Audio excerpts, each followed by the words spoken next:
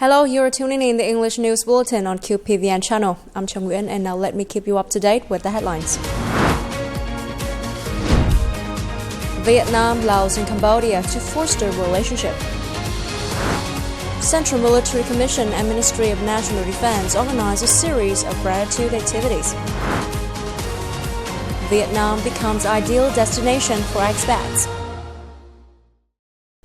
Recently, President Tô Lâm and a high-level delegation successfully concluded a state visit to Laos and Cambodia. The visit's outcomes hold great significance to the close relationship between Vietnam and its neighboring countries. During the three-day visit to Laos and Cambodia, President Tô Lâm engaged in a series of 32 activities, including high-level talks and meetings with top leaders from both countries, visits to economic facilities, and meetings with students in overseas Vietnamese communities. The visits are of great significance in educating youngsters as well as people of the two countries and the world about the close relationship between Vietnam and Laos from the past to future. In Cambodia, during various dialogues and meetings, Cambodian leaders expressed deep gratitude for Vietnam's assistances and sacrifices to help Cambodia overthrow the Pol Pot genocidal regime and revive the nation.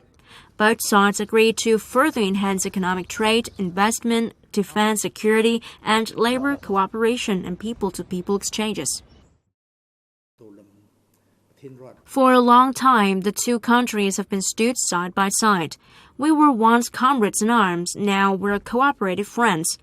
And the governments and peoples of both countries have shared with each other in all times. During the meeting between President Tô Lâm and Cambodian King Norodom Sihamoni, the two leaders also affirmed that the traditional friendship, solidarity, and mutual support between the two countries, which have been nurtured with great efforts and sacrifices of the previous generations, are priceless assets that need to be preserved for future generations. The two sides affirmed that they would continue to nurture that good relationship. On July the 14th, Prime Minister Phạm Minh Chính and the National Assembly's deputies of Cần Thơ City met with voters in Tono District, Cần Thơ City, to brief on the result of the 7th session of the 15th National Assembly and activities of the deputies at the session and listen to the voters' opinions. The participating voters highly appreciated the results of the 7th session of the 15th National Assembly and activities of Cần Thơ City's deputies at this session. Prime Minister Phạm Minh Chính stated that the 7th session was successfully organized, reflecting a spirit of national solidarity, democracy, and discipline, while showing high sense of responsibility from the National Assembly's deputies. With substantial content conveyed, yet the session completed with high quality, promoting democracy and mobilizing collective intelligence to decide on a number of important issues for the country. As a National Assembly deputy representing Cần Thơ City, Prime Minister Phạm Minh Chính always listens to opinions and expectations from voters and does his utmost to contribute to the prosperous development of Cần Thơ City in particular and the country in general. On the occasion of the 77th anniversary of the Wounded Soldiers and Martyrs' Day, July the 27th, a delegation of the Central Military Commission and the Ministry of National Defense, led by Lieutenant General Nguyễn Xuân Anh, Deputy Chief of the General Staff of the Vietnam People's Army, offered incense and wreaths to General Võ Nguyên Giáp and martyrs at Trường Sơn National War Cemetery, Road 9 National War Cemetery, and Quảng Trị Ancient Citadel Relic Site. Pay tribute to General Võ Nguyên Giáp at his resting place in Quảng Bình Province, the mission vowed to follow the general's example of patriotism, resilience, and willpower, stay united and train hard to build and safeguard the fatherland and the sacred national sovereignty and contribute to national development and prosperity. In the solemn atmosphere at the two national war cemeteries and Quảng Trị Ancient Citadel, the mission expressed their endless gratitude to the predecessors for their sacrifices for the cause of national liberation and reunification. 2024 marks the 10th anniversary of Vietnam sending troops to participate in the UN peacekeeping mission. In a decade of unsung contributions and sacrifices, the Vietnamese peacekeepers have made great strides, which have been highly appreciated by the UN peacekeeping missions, and people in the areas. However, behind the aura of those victories, peacekeeping turns out to be a difficult and dangerous mission, which requires high sense of courage, commitment, sensitivity, and willingness to sacrifice. Fully aware of the risk and adopting right approach to this mission will be the key to successes in performing this mission in the future. Peacekeeping. The name of this mission itself reveals the potential dangers facing the Vietnamese peacekeepers. Peace as a prerequisite to exercise basic human rights, performing the mission of preserving peace in the places where peace is not present, or in other words, fragile. The human rights of the peacekeepers therefore face the risk of being violated. This armored ambulance is provided for the Vietnam Level 2 Field Hospital in South Sudan. It is used to transport patients to hospitals at higher levels in case of any conflicts in the area. The presence of the vehicle reflects the complex and dangerous peacekeeping mission. In some peacekeeping missions, despite the presence and operations of peacekeeping troops, riots and armed conflicts still occur. Particularly in some missions, UN staff could also become targets of violence. 76 years since the UN launched its first peacekeeping operation, there have been more than 4,000 UN officers and employees killed in action. Currently, attacks against peacekeeping forces still occur in Congo, Mali, or the Central African Republic. In addition to security risk, peacekeeping forces also face challenges in the living and working environment. They mainly perform missions in countries exposed to conflicts, causing the poor facilities and infrastructure. Harsh weather conditions and a lack of sanitation makes logistic and security maintenance even more difficult.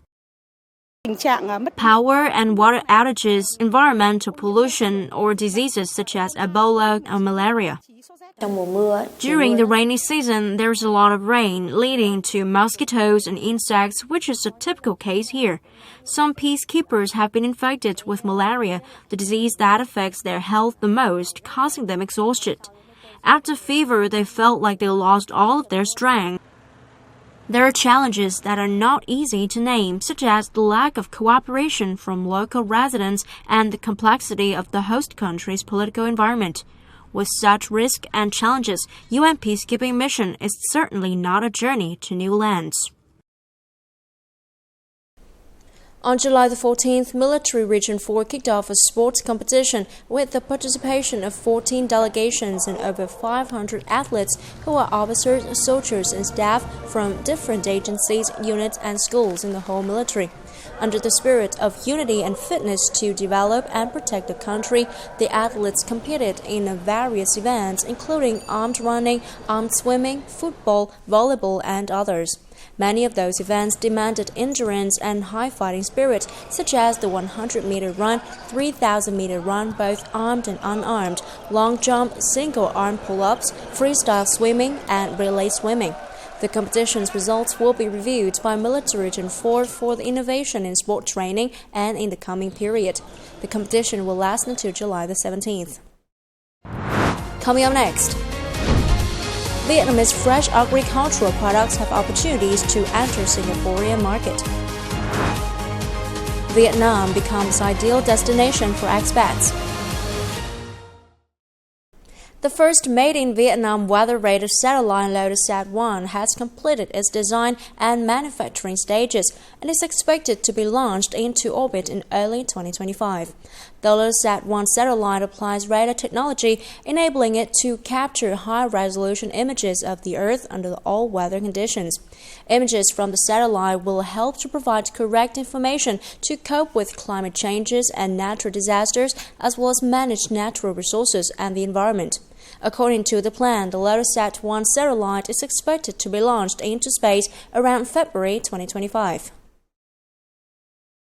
Trade Counselor and head of the Vietnam Trade Office in Singapore, Cao Xuân Thắng, has recently led the Singaporean delegation to visit agricultural farms in the Mekong Delta provinces of Long An.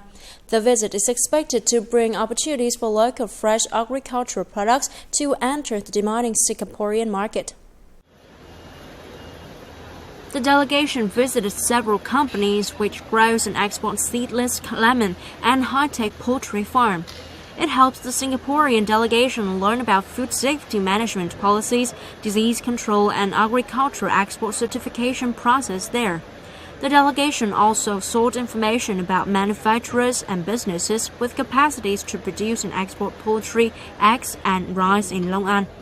Firms and farms in Long An believes that this is an opportunity for them to approach and learn about Singapore market requirements, thereby further enhancing their quality of the products to satisfy the domestic market, followed by export. In December 2023, a delegation from the Singapore Food Authority attended the International Rice Festival in Hậu Giang Province. Immediately after that, in the first quarter of 2024, Vietnam for the first time became the largest exporter of rice to the Singaporean market. Following that visit, the Singaporean side recognized the need to promote the import of other products from Vietnam. On this occasion, Singapore's management agencies and experts were quite impressed with the farms they visited, showing that Vietnam's management model, production skill, and disease control are quite good. However, to meet requirements to export products to Singapore, the authorities of the two sides must continue to work together. Following the project of digital transformation and supporting small traders to do business on digital platforms, the industry and trade sector of Da Nang City has carried out the program Sales on TikTok and live stream channels at 4 Level 1 markets and tourist markets in the city, with the aim of supporting small businesses at traditional markets to access modern sales channels and increase income, while creating a healthy competitive environment and controlling taxes. Gold Market is a popular tourist attraction in Da Nang. Most sellers here are more familiar with the traditional sale method. However, they've recently been introduced to the trend of e-commerce and quickly adapt to it.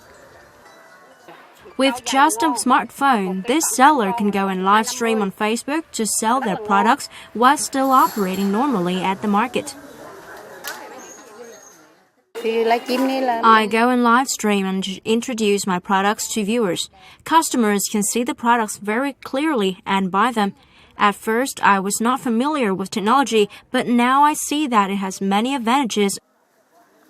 Live streaming sales at traditional markets is a solution to increase revenue amidst the thriving of e-commerce platforms, e-markets, and modern shopping channels. The live streaming sales program at the markets has been deployed in 100 small businesses at 4 Level 1 markets. Business households were introduced to online sales, live stream skills, and how to make short videos to promote their products. We've been trained on how to do online sale on Zalo, Facebook, and TikTok. Customers can now watch our live streams to buy products instead of directly going to the market. We've provided synchronous training for sellers on online sales and live stream skills to promote e-commerce. A booth to support sellers on this issue has also been set up at each market. Once shown effective, this model will be widely replicated across the city. Changing the business operation form to adapt to the e-commerce trend is inevitable. Promoting e-commerce at traditional markets contributes to attracting tourists to visit and shop in Da Nang City, while gradually removes difficulties facing competitive pressure in new business trends. According to the Expat Insider 2024 report from Internations, the largest global expat network, for the 4th consecutive year, Vietnam is the most affordable country in the world for expats, ranking first out of 53 destinations when it comes to personal finances. Vietnam also came in 40th place for quality of life, 29th place for expat essentials such as digital life, housing, and language, and ranked 14th for working abroad with considerations like career prospects, salary, and job security factored in. And that's all for now. Remember, you can always watch the news again at qpvn.vn. Now, thank you for watching and hope to see you next time.